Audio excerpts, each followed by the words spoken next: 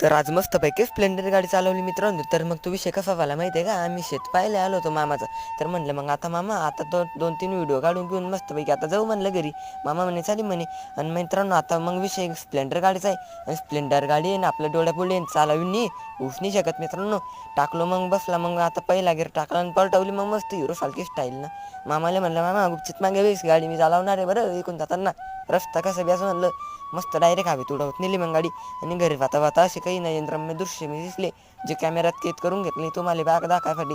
मित्रपरिवारला म्हणलं आपला व्हिडिओ दाखवणंच पडतो दरचा. तरी बघा हे धरण होतो. आणि घरी वाता मित्रांनो सनसेटचं या सनसेट इतका भारी होत होता ना, तुम्हाला काय सांगू. कॅमेऱ्यात ते इतकं भारी नाही दिसत येते, पण मग रिअलमध्ये बरं असतं तुम्ही डायरेक्ट काय सांगू तुम्हाला एवढं भारी दिसत होतं.